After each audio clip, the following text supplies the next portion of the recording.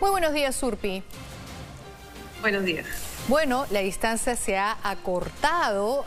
Alguien pregunta si se podría todavía o no hablar de casi un empate técnico, pero aunque hay 3 puntos de diferencia.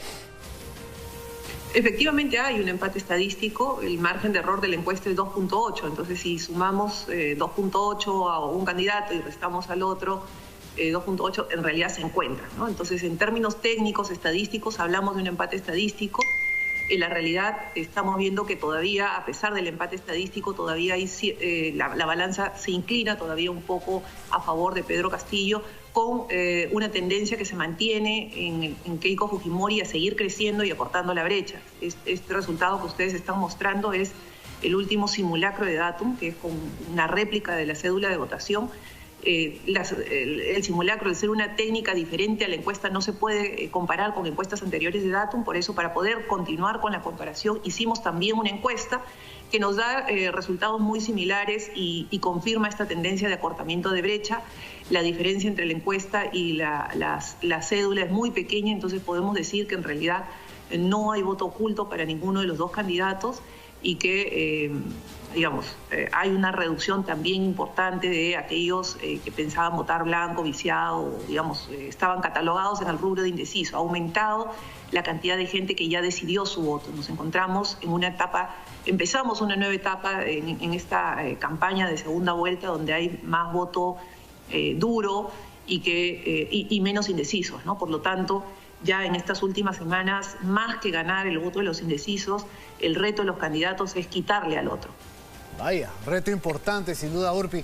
¿Qué le parece si para mantenernos en cuadros que nuestros televidentes también puedan observar, puedan seguir, de acuerdo a sus comentarios, observamos en el caso del simulacro nacional cómo se distribuyen las preferencias por regiones?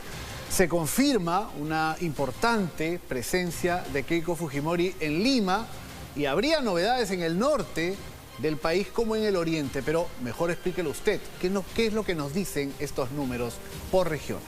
Sí, la gran novedad de la encuesta es que esta es la primera encuesta en la que en el norte gana Keiko Fujimori. Hasta la encuesta anterior,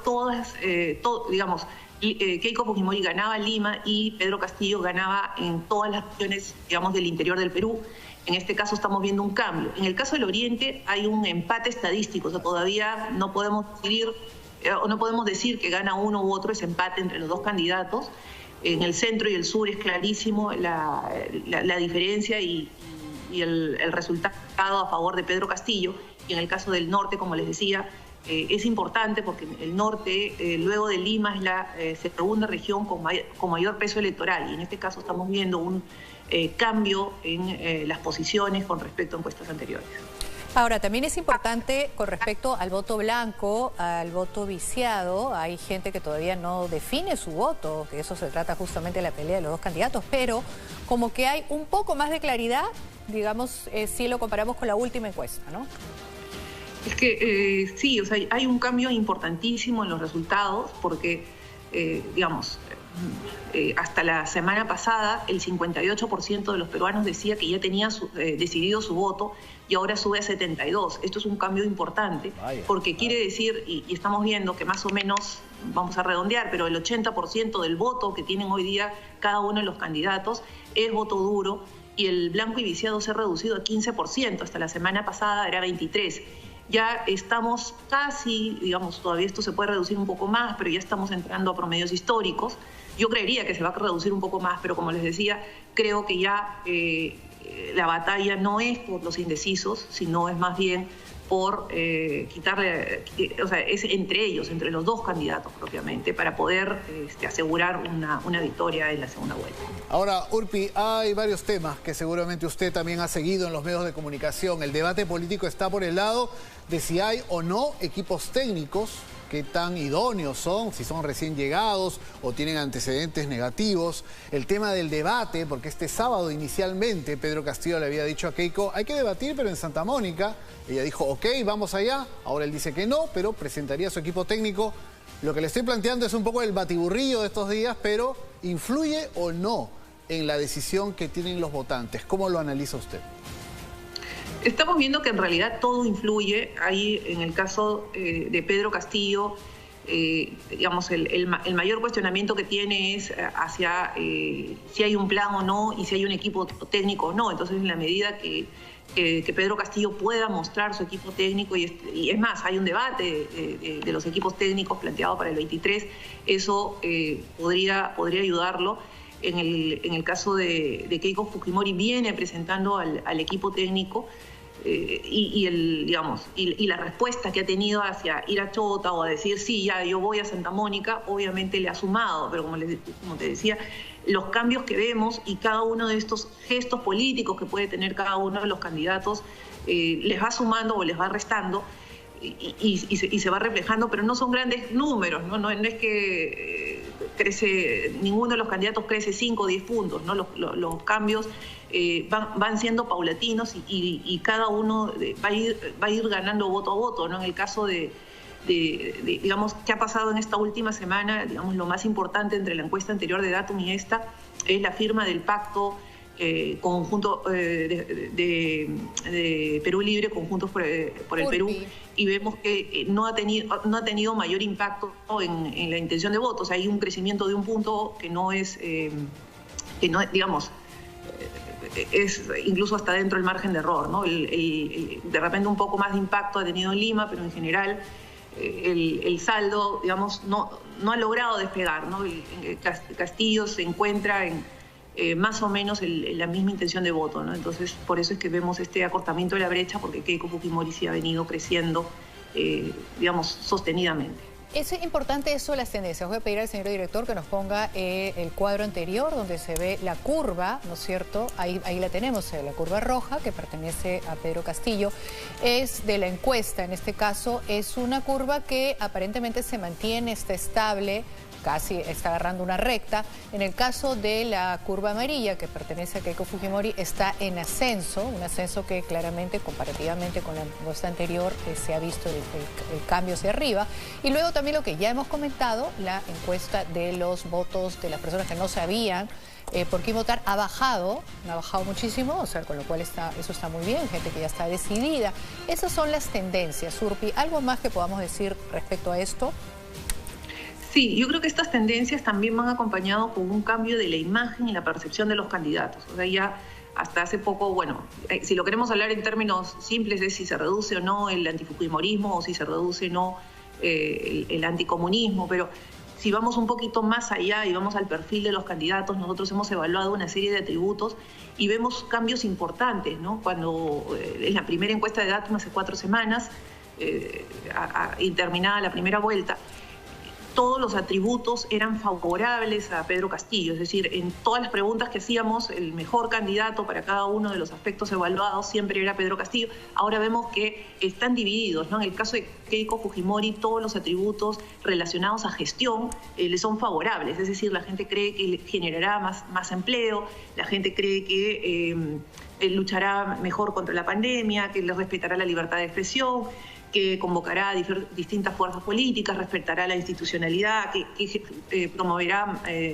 el desarrollo de nuevos emprendimientos. En el caso, digamos, son territorios que ella ha ganado, atributos donde ella hace 4 semanas la gente no la veía y hoy día la están reconociendo en ese sentido. En el caso de Pedro Castillo todavía mantiene algunos atributos que es lo que están sosteniendo su intención de voto, y es lucha contra la corrupción, lucha contra la delincuencia y el tema educación como los temas pilares para Pedro Castillo. Ok, lo estamos viendo en pantalla. Urpi, ¿le parece si volvemos al cuadro de regiones en este simulacro nacional que han realizado ustedes en Datum?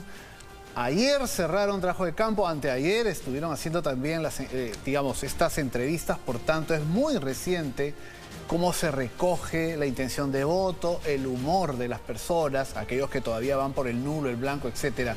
Pero queríamos detenernos aquí porque, como bien ha señalado, al inicio de la segunda vuelta, Keiko Fujimori tenía ventaja en Lima y Pedro Castillo tenía ventaja en todo el resto de regiones. Incluso había analistas que decían, es todo el Perú excepto Lima.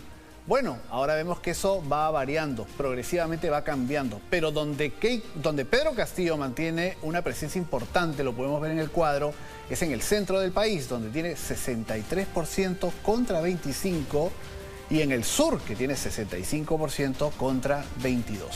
La pregunta es, ¿Keiko Fujimori debe viajar al sur, al centro del país, o basta con enviar mensajes desde Lima o continuar concentrada en la capital, el norte y el oriente? ¿Cómo lo analiza usted? Yo creo que sí es importante los viajes al sur. De hecho, Keiko Fujimori ha viajado en estas semanas. Si vemos el comparativo de las encuestas, aunque Pedro Castillo tiene una importante ventaja en el centro y en el sur, Keiko Fujimori ha ganado votos. Comenzó en ambos territorios con 10% y hoy día tiene 25 y 22%. Entonces sí ha habido un avance, y ese avance justamente es por los viajes, es porque el mensaje va llegando.